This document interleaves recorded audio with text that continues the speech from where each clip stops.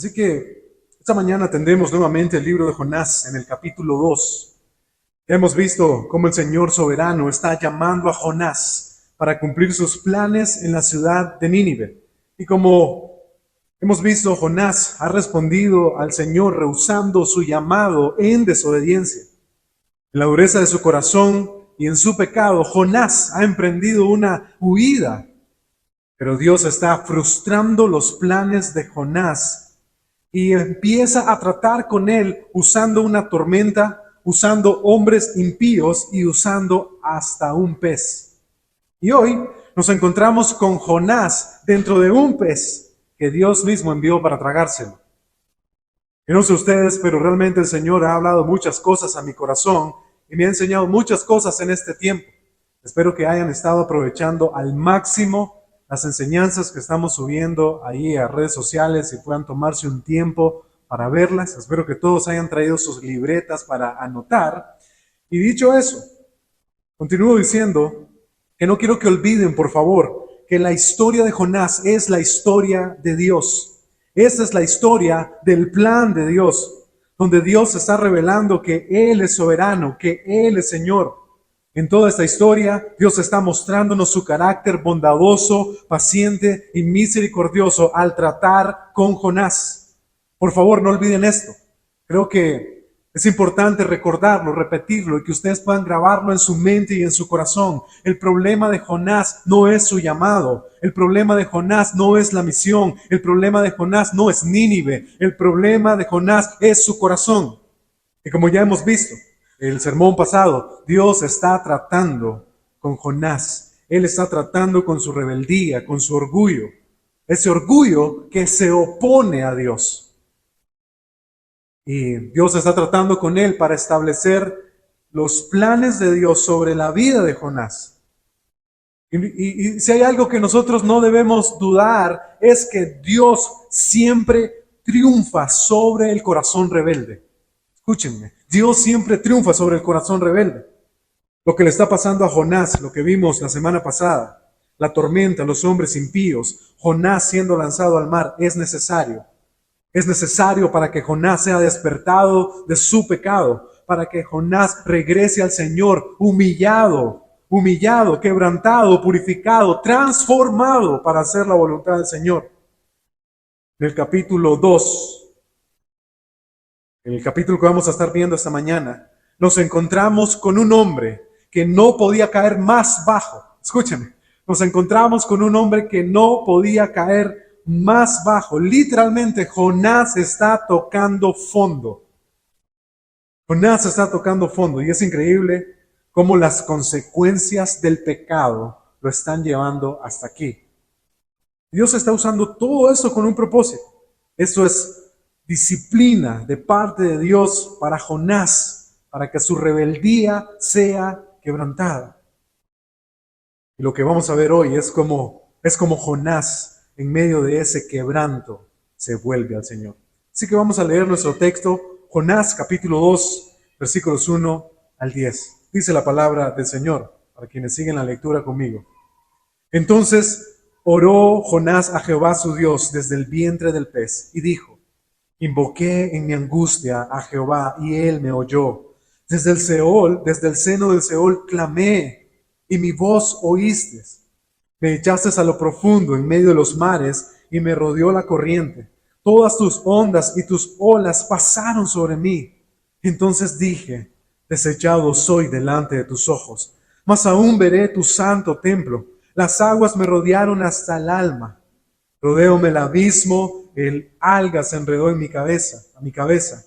Descendí a los cimientos de los montes. La tierra echó sus cerrojos sobre mí para siempre. Mas tú sacaste mi vida de la sepultura, oh Jehová, Dios mío.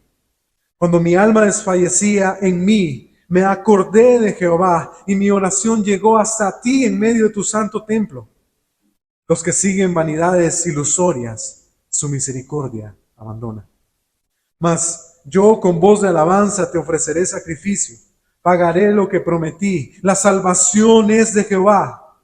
Versículo 10. Y mandó Jehová al pez y vomitó a Jonás en tierra. Amén. Nuestro tema esta mañana es la oración de un hombre quebrantado. Y veremos únicamente 3 puntos. Nuestro primer punto es el resultado del trato de Dios con Jonás. Nuestro segundo punto será: Jonás se rinde ante el Señor. Tendremos una aplicación. Así que para quienes toman nota, en la pantalla tienen el primer punto: el resultado del trato de Dios con Jonás. Ahora, si nosotros notamos, el capítulo 2 inicia diciéndonos que Jonás ora. La oración de Jonás nos deja ver cómo el trato de Dios ha logrado producir en el corazón de Jonás muchas cosas. Cuando Dios está tratando con sus hijos, Él tiene la intención de purificar, de limpiar, de formar el carácter, de quebrar el orgullo y de volvernos más humildes. La disciplina de Dios no es algo agradable, es buena. La disciplina de Dios es buena, pero siempre trae consigo dolor para que nosotros podamos reconsiderar nuestro camino. Esto me recuerda a la carta de los Hebreos, donde se nos recuerda esta verdad: ¿por qué disciplina a Dios? ¿Y cuál es el resultado de la disciplina? ¿Por qué Dios está haciendo esto con Jonás? ¿Por qué lo está disciplinando? ¿Y qué quiere lograr Dios con todo esto? Permítanme leerles Hebreos capítulo 12, versículo 5 en adelante, y les pido que puedan poner atención. Dice: Hijo mío, no tomes a la ligera la disciplina del Señor y no te des por vencido cuando te corrija, pues el Señor disciplina a los que ama y castiga a todo el que recibe como hijo. Al soportar esta disciplina divina, recuerden que Dios los trata como a sus propios hijos. ¿Acaso alguien oyó hablar de un hijo que nunca fue disciplinado por su padre? Si Dios no los disciplina a ustedes como lo hace con todos sus hijos, quiere decir que ustedes no son verdaderamente sus hijos, sino que son ilegítimos. Reina Valera dice: son unos bastardos, ya que respetábamos a nuestros padres terrenales que nos disciplinaban. ¿Acaso no deberíamos someternos aún más a la disciplina del Padre, de nuestro espíritu, y así vivir para siempre?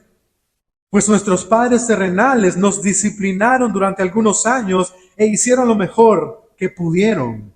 Pero la disciplina de Dios siempre es buena para nosotros. ¿Es cómo? Es buena para nosotros, a fin de que participemos de su santidad. Ese es el propósito de la disciplina. Dios va a disciplinarnos, su disciplina es buena y lo va a hacer para que terminemos participando más y más de su santidad. Versículo 11. Ninguna disciplina resulta agradable. ¿Ya? Yo le digo a mis hijos: ¿por qué se corre cuando lo voy a disciplinar? Bueno, aquí está la respuesta: ninguna disciplina resulta agradable a la hora de recibirla. Al contrario, es dolorosa. Es dolorosa. A veces mi esposa me dice: le pegó fuerte al niño, está llorando. Sí, tenía que dolerle, ¿no? Por eso es la disciplina. La disciplina tiene la intención de causar dolor. Mire lo que está diciendo el pasaje. Al contrario, es dolorosa, pero después produce la apacible cosecha de una vida recta para los que han sido entrenados por ella. Así que por favor, pongan atención a esto. Dios está tratando con Jonás, lo está disciplinando, está trayendo dolor a su vida, quebrantamiento, con el propósito de que Jonás pueda al final tener frutos de esta disciplina. Jonás nos deja ver en su oración el dolor y el sufrimiento que Dios ha permitido para tratar con él, para traerlo nuevamente a que él pueda ver al Señor. Y cuando leemos esta oración, definitivamente podemos ver que hay un cambio en Jonás. Hay una transformación en Jonás. Primeramente, veamos lo que Dios está produciendo en Jonás. En los versículos anteriores, en el capítulo 1, vimos que Jonás no quería orar. Por nada del mundo Jonás quería invocar el nombre del Señor. Jonás estaba siendo orgulloso. Él no quería pedir el auxilio de Dios. Él no quería ser humilde, no quería humillarse e implorar al Señor misericordia. Jonás no quería hablar con Dios. Y quiero recordarles esto: cuando el orgullo entra al corazón, es imposible que los hombres puedan hablar con Dios. Por esa razón, cuando nosotros los creyentes estamos permitiendo el orgullo en nuestras vidas, la oración empieza a morir, a morir. Yo creo que los miércoles a veces no queremos venir a orar porque nuestro corazón es tan orgulloso que no queremos hablar con el Señor. Lo mismo pasa en nuestro hogar. Sin embargo, lo que nosotros vemos ahora aquí en estos versículos es que Jonás empieza a orar. Y miren lo que dice el versículo 2. Invoqué en mi angustia a Jehová. Desde el seno del Seol clamé y me oíste. ¿Qué fue lo que Dios tuvo que hacer para que Jonás pudiera despertar y darse cuenta que el pecado lo estaba alejando de él? Miren lo que Dios tuvo que hacer. Dios tuvo que angustiar a Jonás para que Jonás invocara su nombre y clamara. En medio de la angustia, este hombre empieza a clamar. Y lo que la palabra clamar significa es que Jonás empieza a llamar al Señor de una manera desesperada. Desesperada. Dios llevó a Jonás hasta el punto de estar angustiado y de sentir que ya estaba muerto. Que ya estaba muerto. Eso es lo que significa, desde el seno del Seol clamé. No solo estaba angustiado, sentía que ya no era parte de este mundo, sentía que ya se había muerto. Y esa angustia hizo que Jonás se diera cuenta que necesitaba invocar el nombre del Señor. No solamente Dios está angustiando a Jonás, no solamente está permitiendo que Jonás sienta que muere, también Dios está permitiendo que Jonás sintiera lo que significa que el Señor lo abandone. Jonás quería huir de Dios. Ahora Dios le está permitiendo que experimente lo que significa que Él se aleje de Él. Del mismo modo, Jonás también siente que está perdiendo la bendición de entrar al templo. Para un judío no había nada más importante que entrar al templo. El templo era el lugar de adoración. El templo era donde se encontraban con Dios. El templo era donde sacrificaban. Toda la vida religiosa del pueblo de Israel estaba centrada en el templo. Así que Jonás ve cómo Dios se está alejando de él y le está privando ahora de la bendición de disfrutar, acercarse al templo, de acercarse con los hermanos y adorar. Miren lo que dice el versículo 4. Entonces dije, desechado soy delante de tus ojos. Ahora, vean esto. Dios está trayendo dolor y sufrimiento a Jonás, angustia. Siente que muere y ahora Dios está alejando de él por causa del pecado. Y es que definitivamente cuando el hombre decide caminar en el pecado, va a experimentar cómo su relación con el Señor empieza a perderse. Empezará a sentir esa lejanía de Dios. Va a sentir que algo no es igual. Es porque Dios se aleja. Por nuestra desobediencia y nuestra rebeldía, y Jonás está aquí diciendo, entonces dije, desechado soy delante de tus ojos. Dios me ha desechado, Dios me ha alejado de Él. Vean una cosa más, el Señor tuvo que debilitar a Jonás física y emocionalmente. ¿Dónde está el profeta, el siervo, el valiente? Déjenme decirles que Jonás ya se había enfrentado a un rey malvado. El rey de Israel en ese momento, llamado Jeroboam II. Ese era un rey malo, era un rey impío. Y Jonás ya se había parado delante de él para darle el mensaje de Dios. ¿Dónde está tu valentía ahora, Jonás? ¿Dónde está tu fuerza ahora, Jonás? ¿Dónde está tu sabiduría propia ahora, Jonás? No hay. Dios ha llevado a Jonás hasta el punto de que no hay más fuerzas. Y definitivamente si hay algo que los hombres hacemos es confiar en nuestra propia fuerza, nuestro propio vigor. Nos creemos fuertes, nos creemos mejor que Dios. Y eso es lo que Jonás dice en el versículo 7. Cuando mi alma desfallecía en mí, me acordé de Jehová. Y mi oración llegó hasta ti en tu santo templo. Cuando ya no había más fuerzas, cuando ya no había cómo sostenerse, entonces Jonás se acordó del Señor. Y hay una traducción que dice, mi oración fue genuina hacia ti. Increíble, ¿no? Cómo Dios tiene que tratar con el corazón de este hombre para que este hombre aprenda. Cómo Dios tiene que quebrantar con dolor y sufrimiento la rebeldía de Jonás, para que Jonás no continúe más en su camino, no continúe más en su descarrío. Fue necesario que Dios quebrantara, disciplinara y castigara de esta manera. Pero si hay algo que es hermoso de esto que estamos viendo, es que yo puedo decir que estos son golpes de gracia y misericordia y de amor a la vida de Jonás.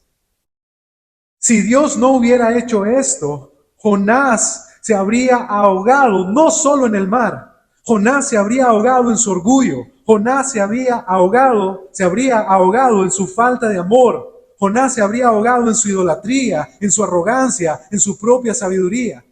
Dios está permitiendo esto para que Jonás no muera en su pecado. Así que realmente esto es maravilloso.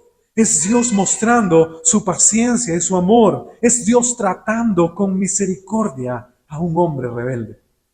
¿Recuerdan? El domingo pasado dije que habían dos cosas que Dios podía hacer con Jonás. Y las dos cosas eran malas. Eran parte del juicio de Dios. En primer lugar, si Jonás no quería ir, Dios podía llamar a otro. Bueno, Jonás, ¿usted no quiere ir? No importa. Tengo siervos más obedientes que usted. Tengo hombres que están dispuestos a dar más que usted. Tengo hombres mejores que usted. Pero Dios no hizo eso. Dios fue paciente con Jonás. Dios podía haber entregado a Jonás a su propio corazón. Bueno, Jonás, siga, vaya, súbase al barco, llegue a Tarsis, piense que yo no tengo poder para alcanzarlo allá, siga creyendo que yo no soy omnipotente, omnipresente, omnisciente. Siga su propio corazón. Yo voy a permitir que usted se suba al barco, que las olas lo empujen suavemente hasta Tarsis, que en Tarsis se encuentre, vamos a decir, una aparente paz. Yo lo voy a entregar a su propio corazón, pero ese será mi juicio para usted. Dios podía hacer estas dos cosas con Jonás, pero Dios decide tratar con Jonás. Y este trato es una muestra de cómo el Padre es bueno y amoroso a pesar de la desobediencia de este hombre. Me llama la atención uno de los salmos que siempre me ha gustado mucho, Salmo 119. En el versículo 75 dice: Conozco, oh Jehová, que tus juicios son justos y que conforme a tu fidelidad me afligiste. Conforme a tu fidelidad me afligiste. El dolor, el sufrimiento que Dios está trayendo para impedirnos a nosotros seguir nuestro propio camino, realmente es porque Dios es fiel, aunque nosotros somos infieles. Es porque Dios es bueno, es porque no hay nadie que pueda amarnos como Él nos ama. Ahora, definitivamente nosotros podemos concluir este punto, que la oración de Jonás es el resultado del quebrantamiento de Dios en su vida. Dios está martillando ese duro corazón. El pecado del orgullo privó a Jonás de una relación con Dios. Él se estaba hundiendo más y más y más sin ver su pecado, sin admitir su mal, sin arrepentimiento. Así que Dios hizo lo necesario para que Jonás pudiera ser traído y participar nuevamente de la santidad de Dios a través de la disciplina que está trayendo como resultado lo que Dios deseaba. Escúchame, la disciplina está trayendo como resultado lo que Dios deseaba a la vida de Jonás. Veamos nuestro segundo punto. Jonás se rinde ante el Señor. Versículos 8 y versículos 9 son dos versículos realmente importantes que nos muestran mucho acerca de Jonás. Y si hay algo que es verdad, mis queridos hermanos y mis queridas hermanas, muchas veces nuestras oraciones revelan el estado de nuestro corazón. Y lo que hemos visto ahora es como el estado del corazón de Jonás está cambiando. Y lo que vamos a ver ahora es cómo Jonás termina rindiéndose ante el Señor. Versículo 8 dice: los que siguen vanidades ilusorias, su misericordia abandona. En su oración, Jonás reconoce lo mal de su camino y cómo se ha apartado del Señor. Los que siguen vanidades ilusorias. Jonás estaba persiguiendo vanidades ilusorias. Esa es la forma en la que él está confesando que él le había dado la espalda al Señor. Jonás pensaba que en Tarsis estaría mejor. Tarsis para Jonás era su esperanza. El supuesto barco grande y seguro era su esperanza. Los supuestos buenos marineros eran su esperanza. La palabra vanidad ilusoria, las palabras vanidades ilusorias se traducen en otras versiones como ídolos inútiles. Y es que cuando el hombre decide sustituir a Dios para perseguir otras cosas, él ya está abrazando la idolatría. Y eso es lo que Jonás hizo. Jonás estaba yendo tras cosas ilusorias, estaba sustituyendo a Dios por Tarsis, estaba sustituyendo a Dios por el barco, estaba sustituyendo a Dios por sus propios deseos. Y Jonás ahora está confesando que él también estaba yendo tras ídolos inútiles. Hermanos, cuando ustedes y yo sustituimos a Dios por el dinero, eso significa ir tras ídolos inútiles. Cuando ustedes y yo sustituimos a Dios por el trabajo, eso significa ir tras ídolos inútiles. Cuando ustedes y yo sustituimos a Dios por la vanidad, por las cosas pasajeras de este mundo, por el placer temporal, por la desobediencia, eso significa ir tras ídolos inútiles. ¿Por qué razón? Porque estamos quitando a Dios de su lugar para poner otra cosa que pensamos que nos va a dar esperanza, gozo, satisfacción, seguridad y salvación. Este es Jonás, pero en esta oración él está reconociendo su mal camino. Jonás reconoce que le había dado la espalda a Dios al ir tras las vanidades de este mundo. Versículo 9. Mas yo con voz de alabanza te ofreceré sacrificio. Pagaré lo que prometí. La salvación es de Jehová. Jonás está reconociendo ahora que Dios es digno de recibir alabanza por todas las cosas. Dios es digno de recibir alabanza, sea que me haya mandado o no a Nínive. Dios es digno de recibir alabanza, sea que me haya llamado o no. Dios es digno de recibir alabanza, sea que me vaya bien o sea que me vaya mal. Y Jonás está reconociendo esto. Dios merece toda la alabanza, toda la alabanza. Aunque Dios le tenga misericordia a Israel y a Nínive, aunque Dios no le quiera tener misericordia a Israel y a Nínive sí, Dios merece alabanza. Eso está reconociendo Jonás. Él debió haber alabado al Señor por todas las cosas.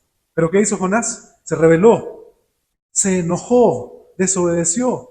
Y cuando nosotros escogemos este camino, cuando nosotros escogemos enojarnos porque las cosas no son como yo quiero, definitivamente nuestro corazón jamás podrá adorar y alabar a Dios como Él se lo merece.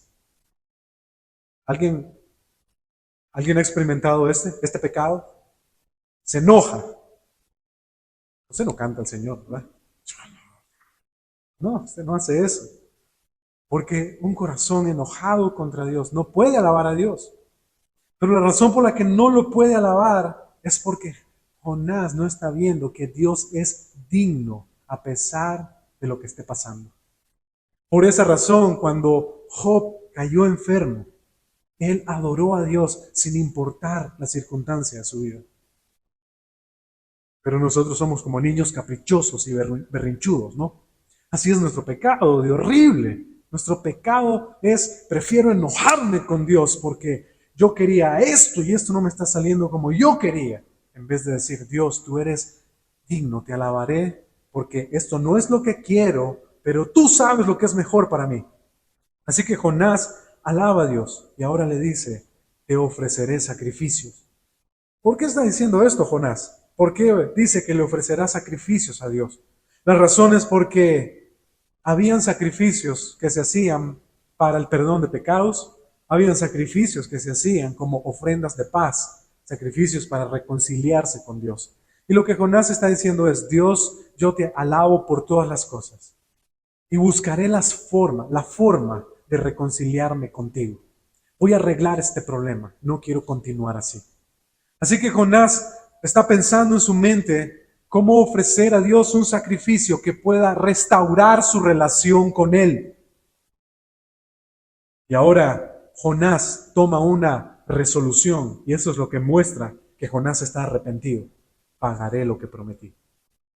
Pagaré lo que prometí. No lo sé, solo quiero pensarlo. Quizás Jonás dijo las cosas que nosotros hemos dicho. Señor, si me ayuda, le voy a obedecer. Señor, si me pasa tal cosa, ahora sí, lo voy a buscar. No sé qué promesas había hecho Jonás, pero sí estoy seguro de que si Jonás realmente servía al Dios viviente, una de sus promesas era obedecerlo. Ahora Jonás está arrepentido por su desobediencia y le está diciendo a Dios, voy a pagar lo que prometí, voy a cumplir lo que prometí, no más rebeldía, no más ir en contra de ti. Esa es una resolución que muestra el arrepentimiento de Jonás. Pero por último, la oración de Jonás no podría terminar de la mejor manera. Y esto era que ahora Jonás reconoce que el Señor es el soberano Salvador. La salvación es de Jehová. Qué diferente hubiera sido la historia de Jonás si desde un principio Jonás hubiera reconocido esto. Si desde un principio Jonás hubiera sabido, Dios, tú eres soberano, tú le extiendes la salvación a quien tú deseas, no solo a los judíos, sino que también si quieres mostrársela a los gentiles, puedes hacerlo porque la salvación es tuya, te pertenece, tú eres el Señor, no yo. Yo solo estoy a disposición. Tú establece tus planes, yo los seguiré.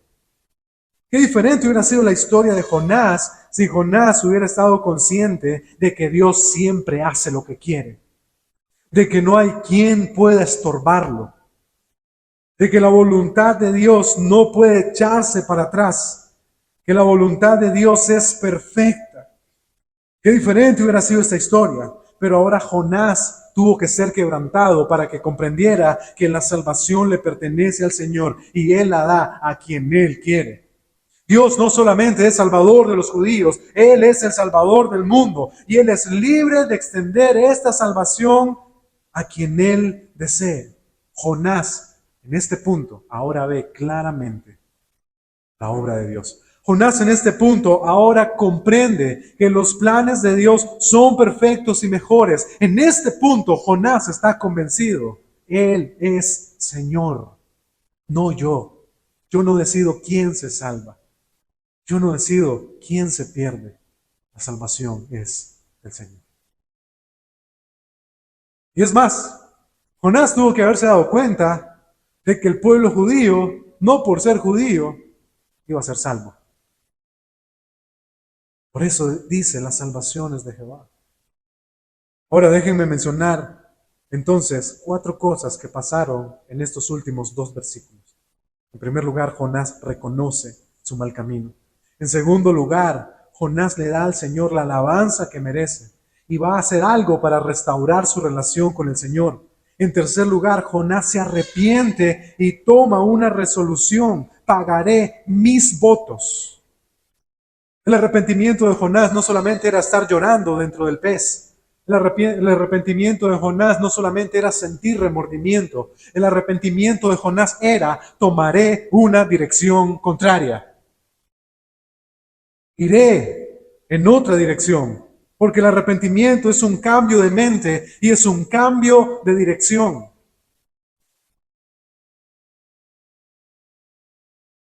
Y por último, en esta oración, en estos últimos 2 versículos, Jonás reconoce que Dios es el Señor y ahora se dispone a someterse a Él. Nuestro pasaje termina nuevamente mostrándonos la misericordia de Dios hacia la vida de Jonás. Versículo 10.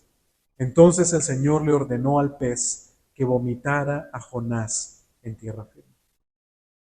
Amén. Al parecer Jonás está listo. Está listo para engrandecer el nombre del Señor mientras va y hace lo que Dios le pide. Y hace lo que Dios le pide. Jonás no se había dado cuenta de que Dios estaba siendo bueno al llamarlo y al desplegar su misericordia a Nínive. Jonás no se había dado cuenta de que Dios está mostrándole tanto amor a él como a Nínive.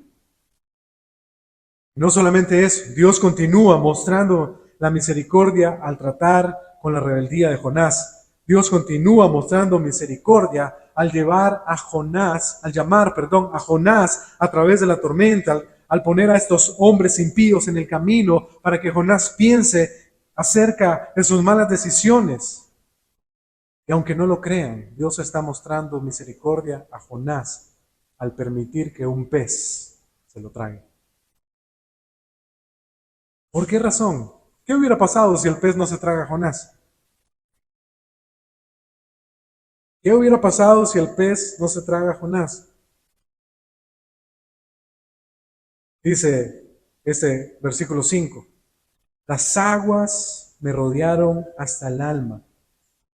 El alga se enredó en mi cabeza. Descendí a los cimientos de los montes. La tierra echó sus cerrojos sobre mí para siempre. Mas tú sacaste mi vida de la sepultura. Jonás hubiera llegado hasta el fondo del mar y hubiera muerto.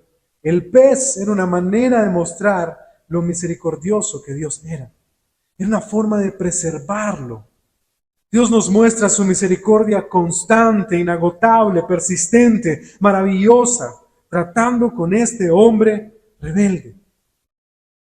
Y yo creo que aunque Jonás vio cómo las cosas iban mal para él y estaban siendo cosas duras por su pecado, aún así, Dios le está diciendo a Jonás, estoy permitiendo esto porque soy un padre bueno. No quiero que te pierdas. Si Jonás no hubiera hecho esto, si Dios no hubiera hecho esto, Jonás se hubiera perdido.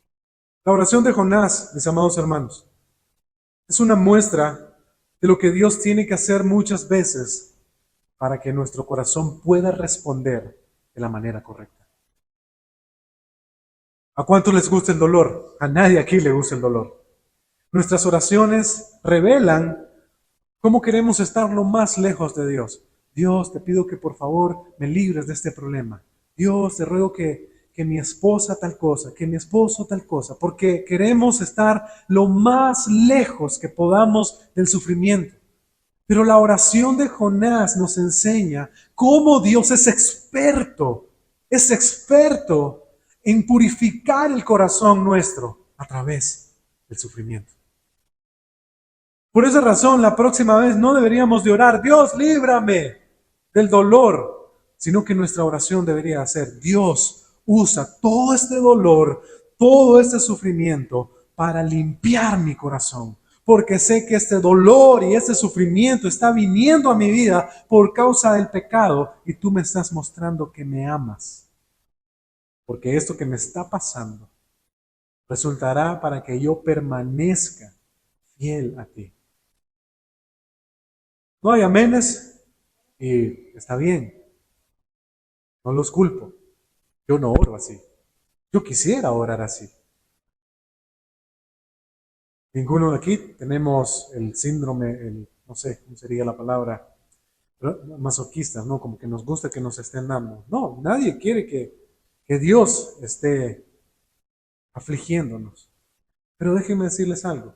Dios no pide permiso cuando quiere afligir tu corazón. Dios no pide permiso cuando Él tiene que tratar. Él simplemente trata y punto. No es una cuestión de, ¿te parece? ¿Te parece que lo hagamos así? ¿Estás de acuerdo? No, Dios hace lo que tenga que hacer. Así que termino con esto, una aplicación para ustedes. Si nosotros examinamos nuestras vidas, sabemos que hay áreas en las que estamos siendo desobedientes. Escúchenme. Si nosotros examinamos nuestra vida, si empezamos a ser honestos, sabemos que hay áreas de nuestra vida donde Dios nos está llamando y nosotros nos estamos haciendo los tontos. Los estamos haciendo los que no entendemos.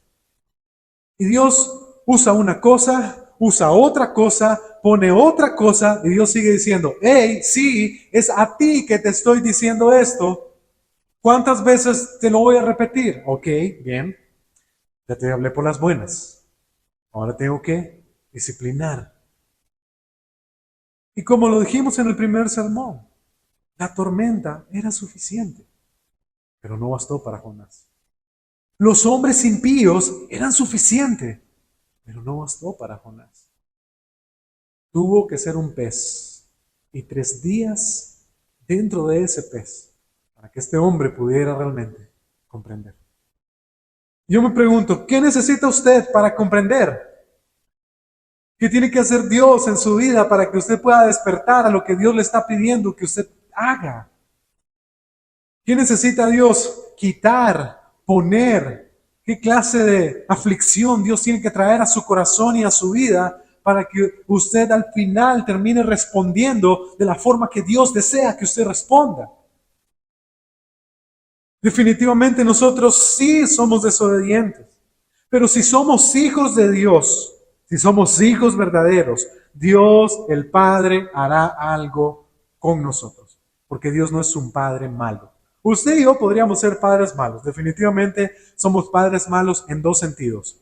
Nuestros hijos hacen algo malo y nosotros no hacemos nada. Nuestros hijos hacen algo malo y los reventamos con la varita, ¿no? Eso está mal. Es una mala disciplina. Así que somos malos padres en doble sentido, ¿no? Pero Dios no es un mal padre en ningún sentido. Así que si hay algo que está mal con nosotros, este es mi anuncio para ustedes esta mañana. No duden que Dios hará algo. Y no se los digo para que salgan con miedo. Uy, ¿qué me va a pasar cuando vaya por la calle? No quiero que piensen de esa manera. Quiero que piensen de esta manera. Dios me ama tanto que Él sabe que hay algo mal en mi vida. Y solo le ruego al Señor que haga lo que tenga que hacer para que yo pueda ser partícipe cada vez más de su santidad, cada vez más de sus bendiciones. Así que Dios tiene que disciplinar. Yo quiero animarles a que en esta semana ustedes puedan contemplar al Señor, porque quizás algunas personas ya en este lugar están siendo disciplinadas. Sí, esas cosas malas que te están pasando, debes verlas como el amor de Dios tratando con tu vida. Quizás si estas cosas no estuvieran pasando, tú estuvieras corriendo ahora tras el pecado. Tienes que ver estas cosas malas que no te gustan.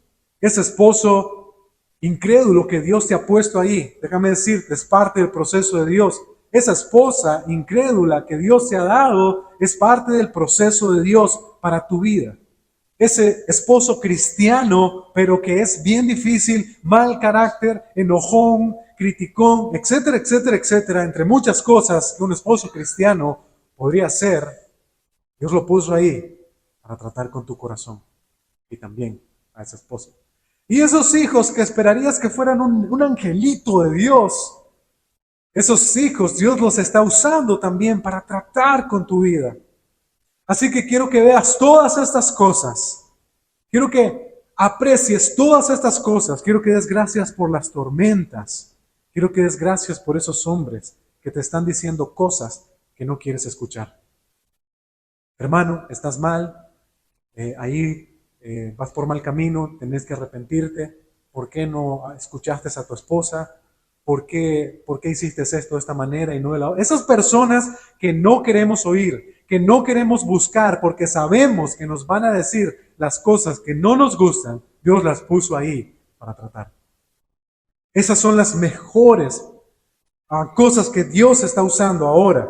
Así que da gracias por todas estas cosas. Da gracias por la tormenta, por el mar, por el pez. Todas estas cosas que van a causar dolor, que van a llevarte hasta el punto de sentirte angustiado, desesperado, triste, que quizás sientas que Dios te está dejando caminar solo. Eso lo hará para quebrantar tu orgullo, para enseñarte obediencia, para enseñarte humildad, para que abandones toda esa arrogancia, toda esa sabiduría propia de decir, no necesito a los hermanos, no necesito la iglesia.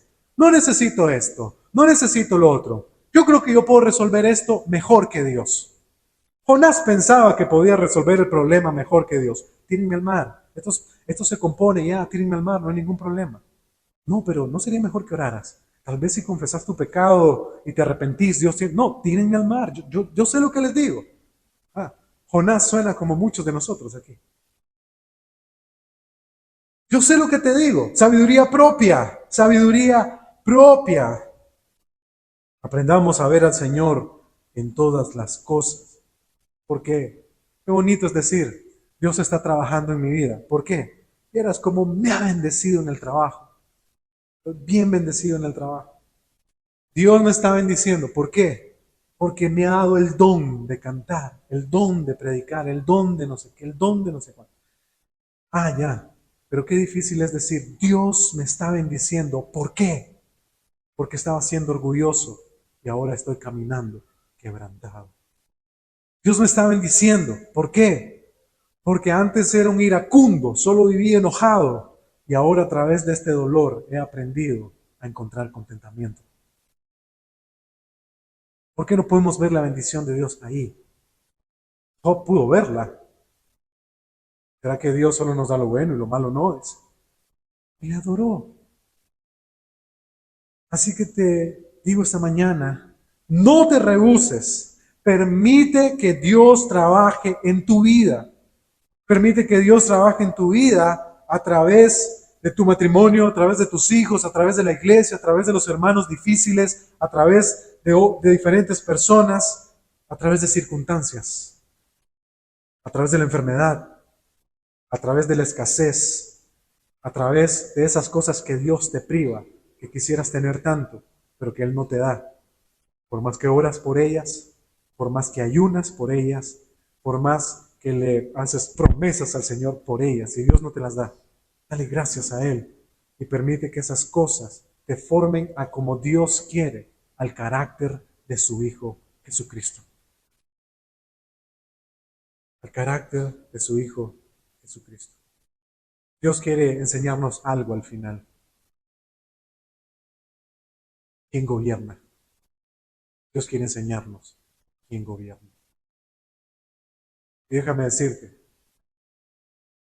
que quizás te has sentado en el lugar incorrecto. El trono no es tuyo, es de Dios. Es Dios quien gobierna. Estás usurpando y queriéndote poner una corona que no te pertenece. La corona es del Rey, del que dice y se tiene que hacer.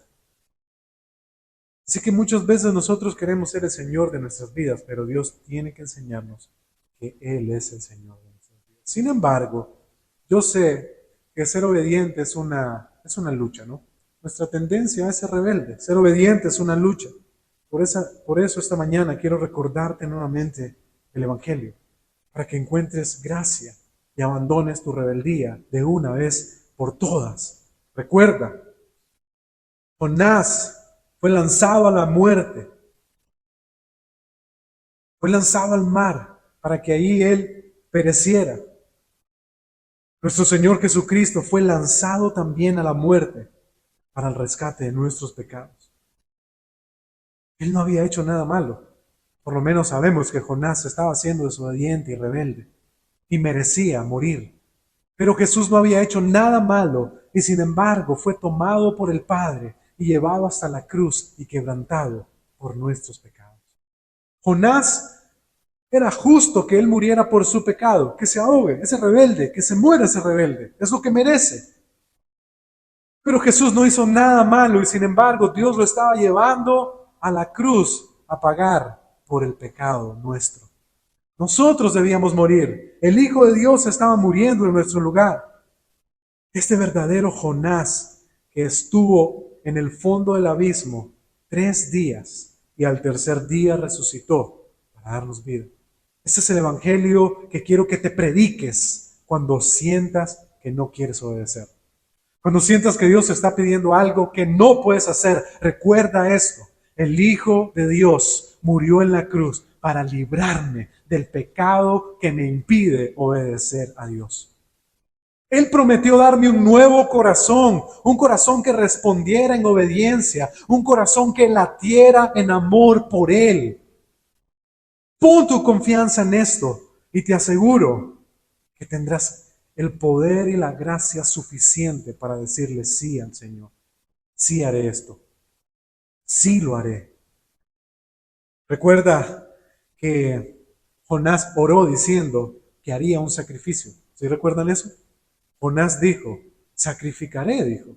Él estaba dispuesto a salir de ahí, ir al templo y hacer sacrificios para reconciliarse con Dios. Ese es el evangelio que quiero que lleves en tu corazón. Jesús mismo se ofreció para hacer el sacrificio que lograría que nosotros los pecadores rebeldes, orgullosos, hostiles, malcriados, pudiéramos ser reconciliados con Dios.